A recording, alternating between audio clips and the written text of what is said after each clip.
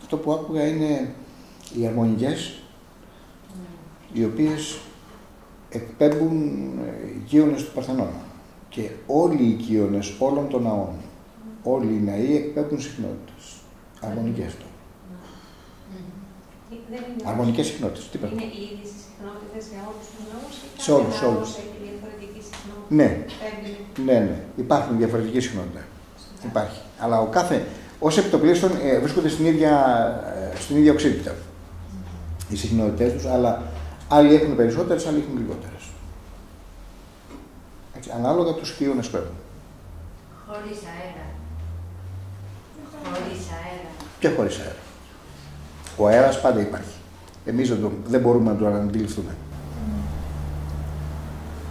Ο αέρας το εντείνει ή το κρατάει, απλώς είναι σταθερό? Δεν το κατάλαβα. Φαντάζομαι αν υπάρχει αέρας, ναι. Αν οι συχνότητες είναι πιο έντονες. Ναι, είναι πιο έντονες οι συχνότητες.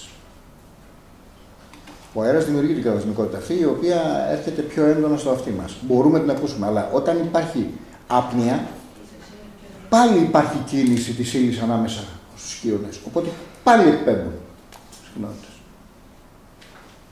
Είναι μερικά πράγματα που επειδή δεν τα βλέπει το μάτι μας, νομίζουμε ότι δεν υπάρχουν. Απλά εμείς δεν μπορούμε να τα δούμε. Όχι, δεν υπάρχουν. Έτσι. Και δεν τα γνωρίζουμε για να τα παρατηρήσουμε κιόλας. Άμα δεν μπορείς να τα δεις, δεν μπορείς να τα γνωρίσεις ή να τα παρατηρήσεις. Είναι αδύνατο. Όπως πάλι δεν μπορούμε να ακούσουμε ορισμένες συχνότητες. Δεν μπορούμε να τις ακούσουμε. Μπορεί όμως ορισμένες συχνότητες να τις δεχτούμε μέσα από το δεράτο. Σας άκουσα με ανοιχτά τα μάτια και προσπαθούσα να ηρεμήσω. Και μετά μου ήρθε αυτόματα στο δεύτερο μέρος, έκλεισα τα μάτια μου και κατέγραφα, όχι αυτό που λέμε ότι ηρέμω και κλείνω τα μάτια, ότι υπήρχαν μέσα μου, σαν να βλέπω συντεταγμένες και χτύπαγαν οι ήχοι, είχα δηλαδή εσωτερική όραση.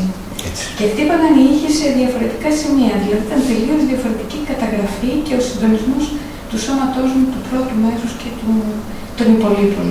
Το πρώτο μέρος ήταν αναγνωριστικό. Το έπαιξε για να σας βάλω σε κάποιες θέσεις.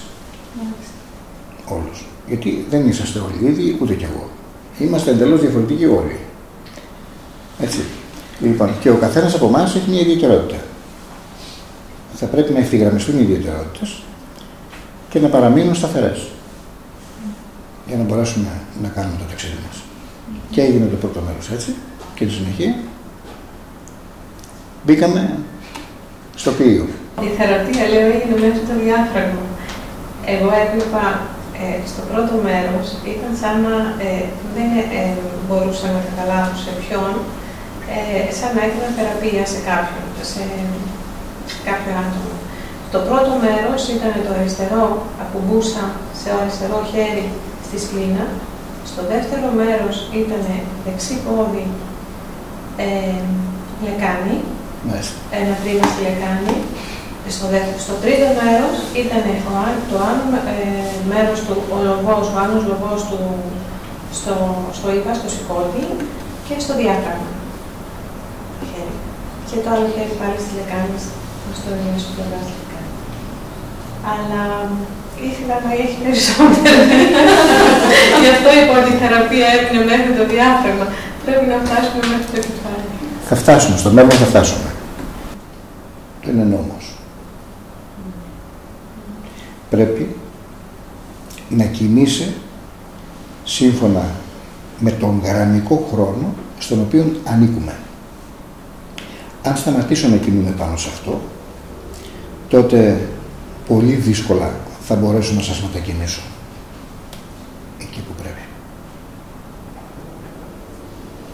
Και γι' αυτό ό,τι παίζω θα πρέπει να είναι τώρα, όχι χθεσινό. Εσείς πήρατε σήμερα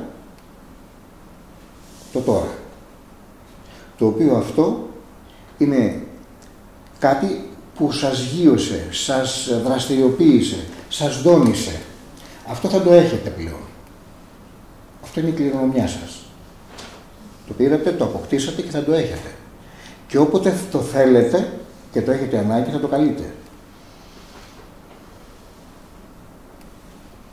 Θα το επικαλείτε. Με ποιο τρόπο? Θα σας πω.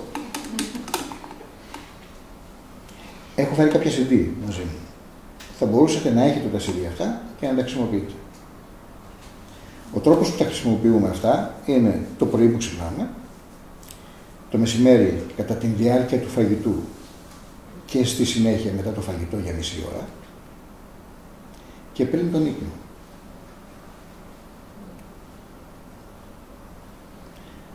Είναι ένα σύστημα το οποίο συνεχώς θα σας δίνει νέες συμπατικές συχνότητες. Και εκεί εσείς θα προσπαθήσετε να φτάσετε λίγο πιο ψηλά. Την θεραπευτική αγωγή με την μορφή του διαλογισμού. Ακούμε και κάνουμε διαλογισμό. Και κάνουμε διαλογισμό όχι ασχολούμενοι με τα τώρα, ασχολούμενοι με το σύμπαν.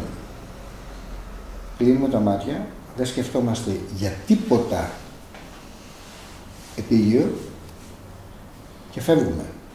Και βάζουμε στόχο αυτό που θέλουμε. Την ίασή μας, την ίασή μας. Την καλυτέρευση της αυριανή μας μέρα, αυτό. Αυτό το στόχο. Ό,τι στόχο βάζεις το πετυχαίνεις με αυτόν τον τρόπο. Γιατί εμείς είμαστε οι οδηγοί του εαυτού μας. Έχουμε ένα μεγάλο προνόμιο. Ο δημιουργός του σύμπαντος, ο οποίος ονομάζεται Θεός για άλλους ονομάζεται ενέργεια, για άλλους ονομάζεται. Δηλαδή ο καθένας από εμάς, ανάλογα με την ιδεολειπτική του άποψη, του έχει δώσει και μια ονομασία. Αυτός ο δημιουργός, λέει, ο οξυδισμός λέει, μας έκανε κατοικώνων και ομοίωση. Τι σημαίνει κατοικώνα και ομοίωση? Σημαίνει ότι έκοψε κομματάκια από τον εαυτό του, το DNA μας είναι ακριβώς το ίδιο με το δικό του και μας έκανε απελευθερωμένα όντα, μας έδωσε απόλυτη ελευθερία. Να πράξουμε κατά βούληση, να διαλέξουμε όποιον δρόμο θέλουμε. Και αυτό κάνουμε. Το καθένας από εμάς. Βεβαίως δεν θα σας πω εγώ ποιο δρόμο θα διαλέξετε. Δεν είναι δική σας. Η υπόθεση είναι η υπόθεση του καθενός.